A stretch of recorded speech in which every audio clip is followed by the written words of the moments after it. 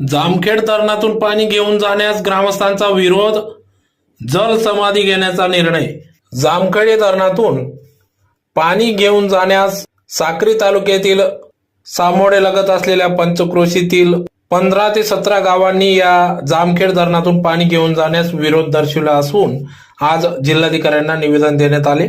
सदर क्षेत्र पेशा क्षेत्रातून येत असल्याने येथील जामखेड धरणातून पाणी गोळ्यामारसाठी देणार नाहीत असा ठाम निर्णय येथील गावकऱ्यांनी घेतला असून यात जामखेड धरणात सर्व 15 ते 17 गावातील शेती ही संपादित झाली असून शेती धरणात गेल्या, परंतु पाणी आमच्यासाठी आरक्षित ठेवण्यात यावे अशी देखील मागणी या ठिकाणी गावातील ग्रामस्थांनी केली असून पाणी गोळ्यामारसाठी या जामखेड धरणातून घेऊन जाणार असल्याचे या ठिकाणी समजते। तर सदर या जामखेड धरणातून पाणी घेऊन जाण्यास येथील 15 ते 17 गावातील ग्रामस्थांचा, ज्यात नवेनगर, पुनाजीनगर, खापूर, धनदाई, दवडीविहीर, जंजाडे, जबापूर, मोहाणे, शिपी आदी सर्व 17 गावांचा समावेश असून या गावातील ग्रामस्थ सरपंचांनी या पाणी घेऊन जाण्यास, जामखेड धरणातून पाणी घेऊन जाण्यास विरोध दर्शवला असून या जामखेड धरणातून पाणी घेऊन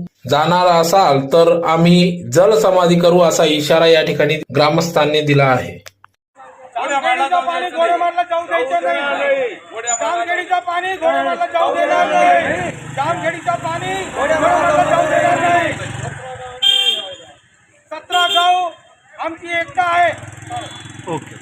मी मारू शांताराम पवार, नवेनगर या गावाचा रहिवासी आहे आणि आमची समस्या अशी आहे की सामोड्या ग्रामपंचायतीसाठी जो डायरेक्ट धरणातून, जामखेडी धरणातून पाणी घेणार आहे त्या घोड्यामाळसाठी, तो आमचा विरोध आहे। आणि या विरोधासाठी आमचे गावाजवळचे जवळजवळ नवेनगर, पुनाजीनगर, तापूर, धनगाई, चिपी, मोहाणे, जबापूर, दवळीर, जंजाळे या गावांचा विरोध असल्यामुळे आम्ही आज कलेक्टर मॅडमांकडे निवेदन देण्यासाठी आलेलो होतो।